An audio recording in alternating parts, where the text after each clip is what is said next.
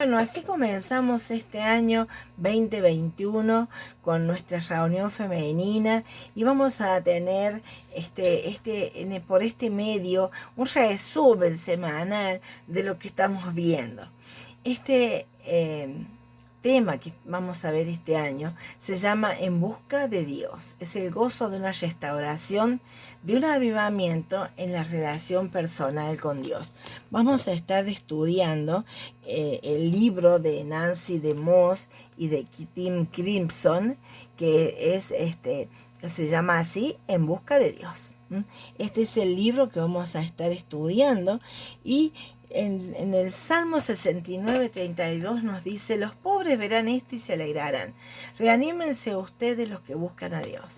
Realmente, para poder reanimarse, para poder restaurar nuestra relación con Él, para poder tener nuevas fuerzas en este tiempo difícil del COVID, necesitamos buscar a Dios en un avivamiento personal, en una restauración de nuestra relación con Él.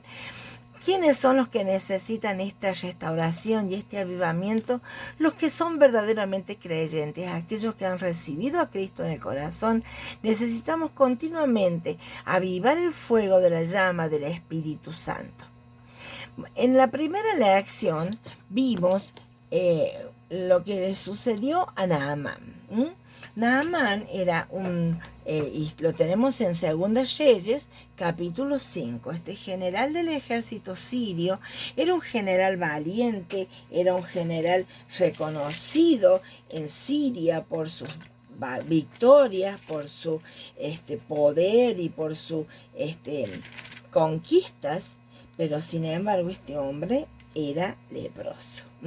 Naamán era una persona importante, valerosa, grande, era jerárquico, tenía alta estima del rey, era reconocido, tenía estatus. Todas esas cosas con decoraciones, todo lo que alimentaba su ego personal. Pero sin embargo, él tenía un grave problema. Nos dice la palabra que estaba enfermo de lepra. Este hombre era de este país de Siria y los sirios venían con sus bandas armadas y atacaban a Israel y llevaban cautivos personas, les robaban las cosechas. En uno de esos ataques con bandas a Israel se llevaron una jovencita cautiva, y esta jovencita le relató a su amo que en Israel había un profeta de Dios, de un Dios todopoderoso, que podía sanarle de la lepra. Cuando él le contó a su rey que en Israel había quien lo podía ayudar, el rey le dio dinero, mudas, y lo envió a pedir ayuda a Israel. Fíjense todo lo que llevaba este hombre para pagar por su salud. Hice una carta, le dio 30.000 monedas de plata, 6.000 monedas de oro y 10 mudas de ropa.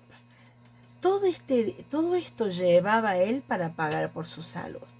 Cuando llega, entrega la carta, el rey de Israel se molesta, dice: este hombre viene a provocarme. Y entonces el profeta le manda a decir que venga a mí. Mándeme usted a ese hombre para que se sepa que hay profeta en Israel. Da la impresión de que el rey se había olvidado que había un Dios todopoderoso en Israel y que había un profeta de ese Dios que era Eliseo, que era una persona que podía ayudar a los necesitados. El rey era un rey que estaba con su corazón endurecido en contra de Dios. Y Naamán entonces fue a ver a Eliseo, llega a la puerta de la casa de Eliseo y ¿saben qué? Eliseo manda a su siervo y le manda a decir que se meta 7 veces en el río Jordán y que se va a sanar de la lepra. Naamán se molestó y no quiso, y estaba enojado y se fue quejándose.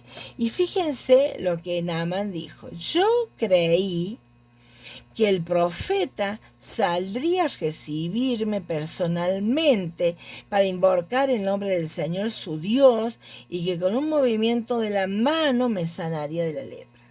Él creía, que el profeta iba a actuar haciendo un gran teatro, haciendo una exhibición del poder del Dios de Israel, y él iba a quedar sanado. Sin embargo, el profeta le mandó decir que se meta 7 veces al río. Este hombre enojado, molesto, porque el profeta no le había hecho reverencia, no había reconocido la gran autoridad que él era y lo había tratado como a cualquiera. Entonces él se quiere volver, sus siervos lo convencen de que si le hubiese pedido alguna cosa más difícil, él lo hubiera hecho. Entonces, con más razón se le ha dicho que se meta 7 veces en el río. Y él está pensando que los ríos de Damasco son mucho mejores.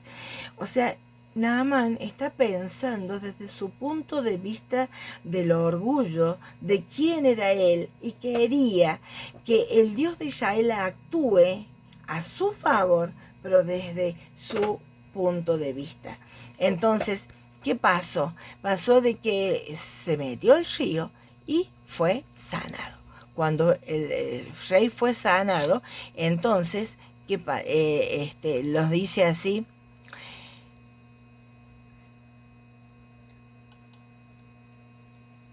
Eliseo respondió: tan cierto como vive el Señor a quien yo sirvo, que no voy a aceptarte nada. Por más que le insistió Naamán, Eliseo no lo recibió. Él quería pagar el bien que había recibido de Dios. Saben que Dios obra por gracia. No hay dinero con que podamos pagar el favor de Él.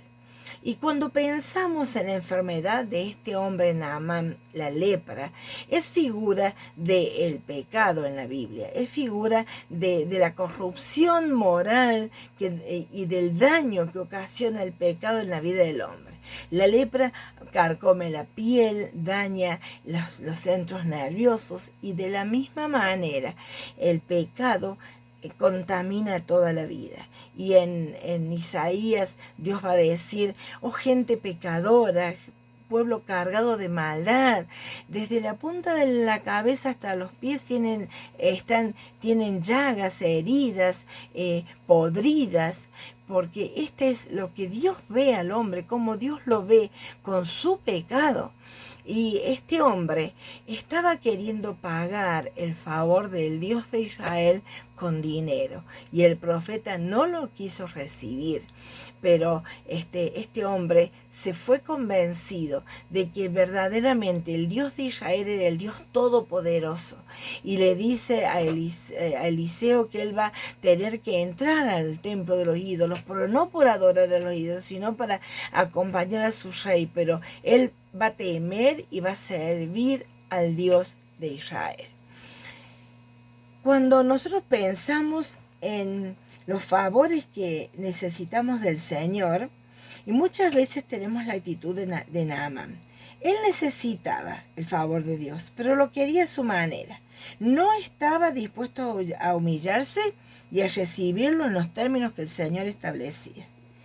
Y nosotros también necesitamos el favor del Señor, necesitamos ser restaurados y ser limpios, pero necesitamos ir al Señor con una actitud la que Él demanda, para poder estar fortalecidas, avivadas y llenas de su presencia. ¿Cuál es lo que el Señor demanda? Humildad.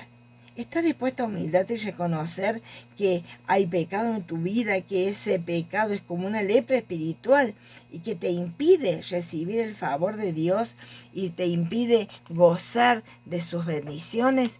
Esto es la primera lección que estuvimos viendo. Tenemos que ir a Dios en sus términos, no en los nuestros.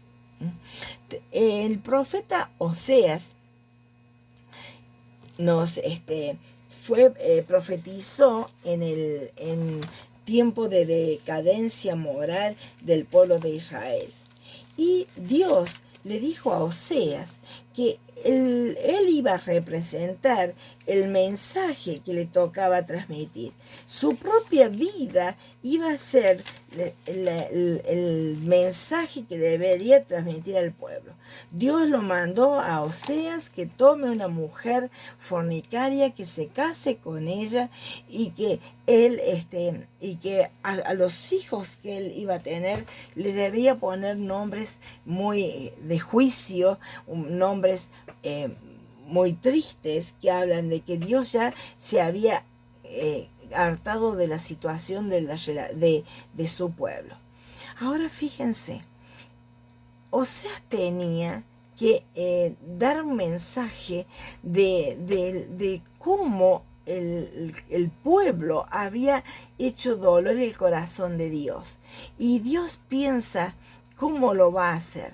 Así como Oseas se siente frustrado y traicionado por una mujer prostituta que está actuando, traicionándolo cada día, así Dios se siente traicionado por un pueblo que se inclina a los ídolos, que desprecia el amor de Dios, que piensa que los ídolos son los que le dan todo lo que ellos tienen y que se van tras la idolatría. O sea, significa salvación, así como Jesús es nuestro Salvador. Y este profeta profetizó en el reino del norte, en un tiempo de una frialdad espiritual, y Dios le va a decir al pueblo que se vuelvan al Señor, que Él quiere restaurar a su pueblo.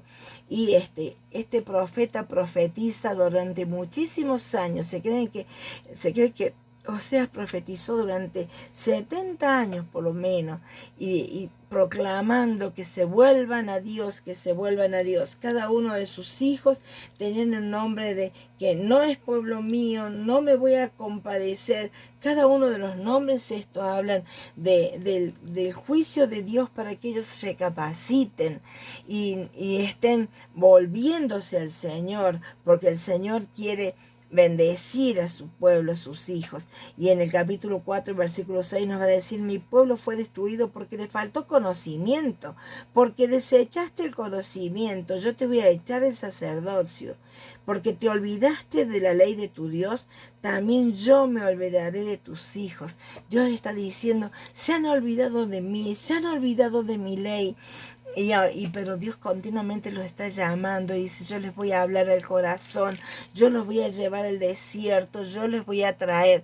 Y en el capítulo 10 de Oseas tenemos estos versículos que nos dicen así: siembran para ustedes justicia, cosechan el fruto del amor, y pónganse a labrar el barbecho.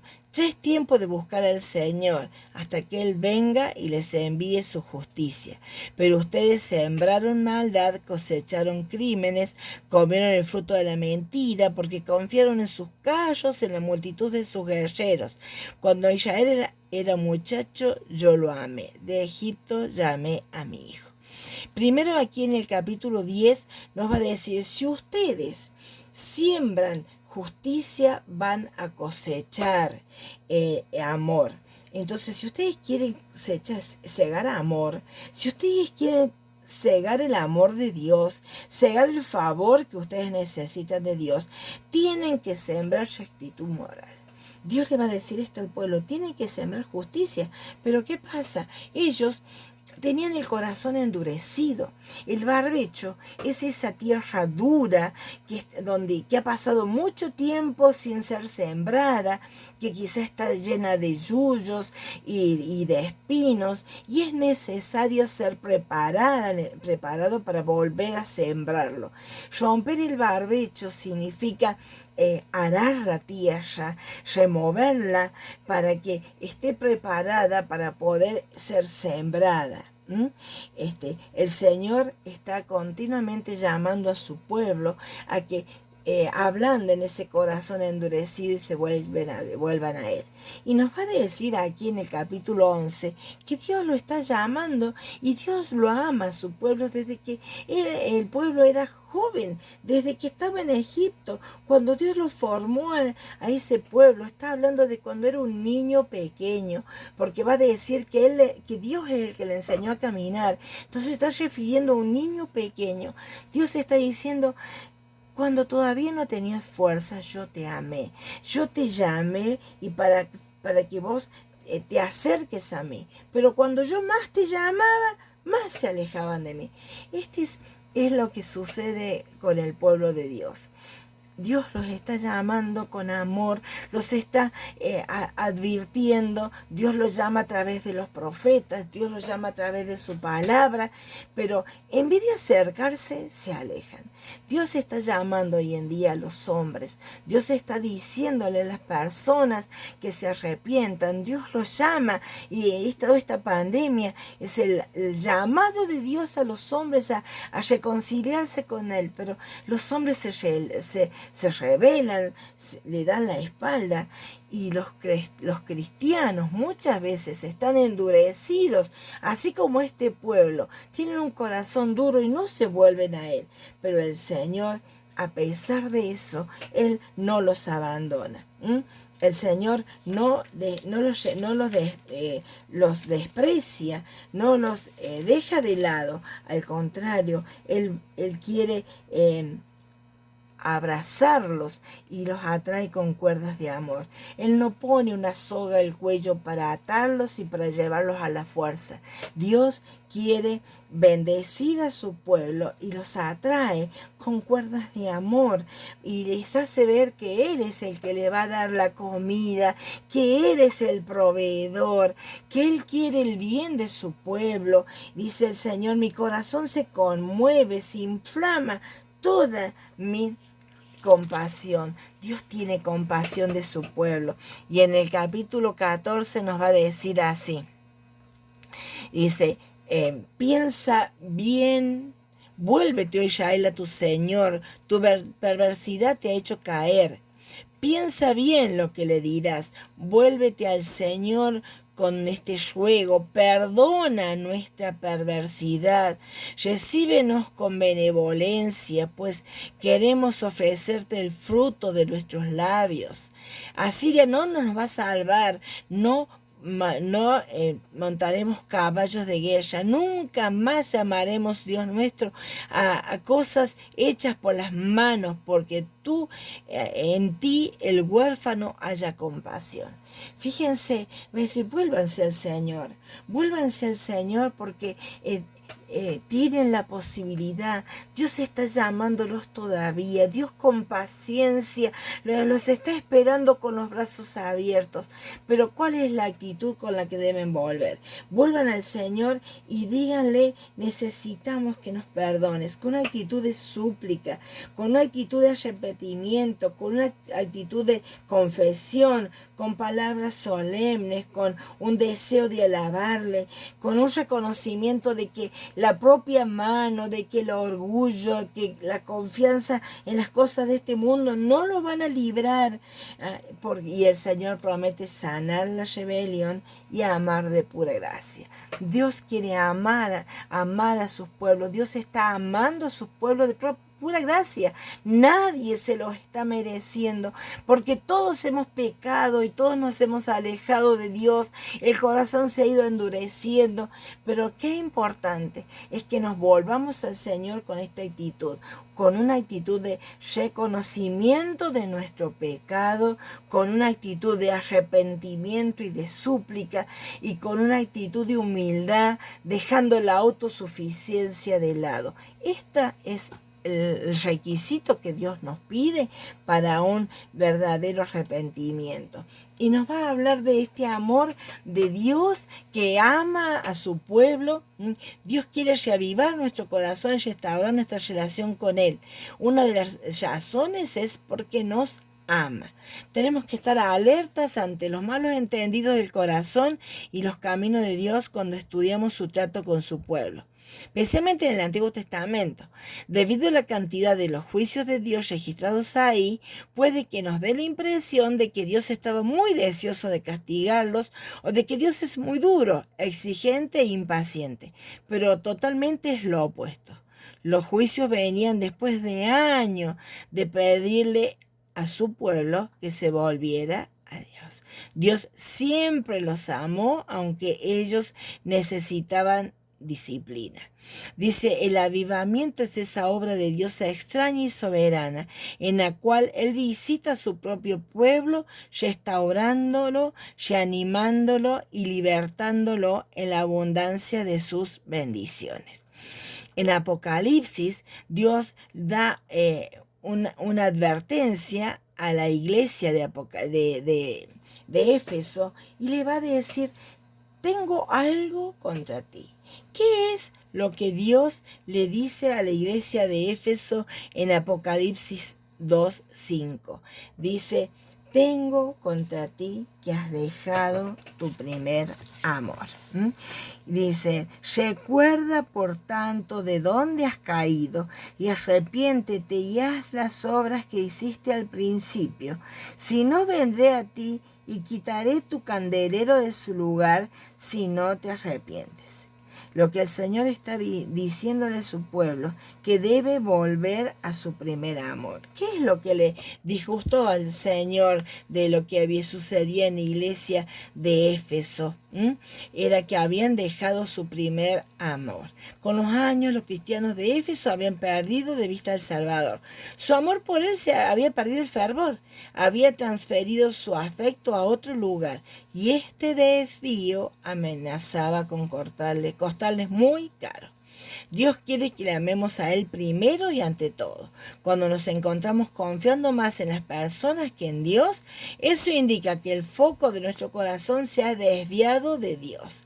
Dice, maldito el hombre que confía en el hombre.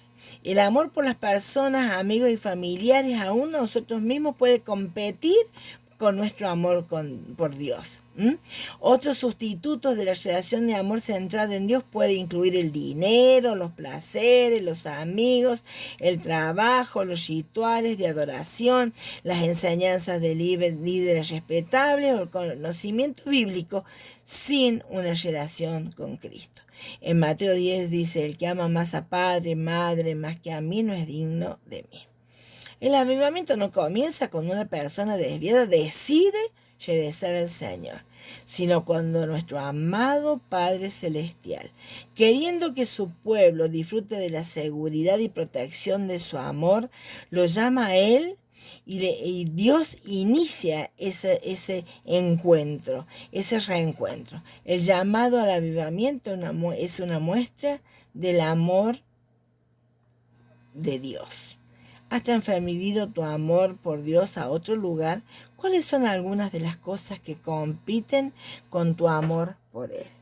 Luego de pensar en que realmente nosotros como aquellos hermanos de Éfeso podemos haber dejado nuestro primer amor, necesitamos volver al Señor y necesitamos que nos reencontremos con Él. Pero para esto necesitamos preparar nuestro corazón. Debemos tener una conciencia de la presencia de Dios y un nuevo amor por Dios, un nuevo hambre por la palabra.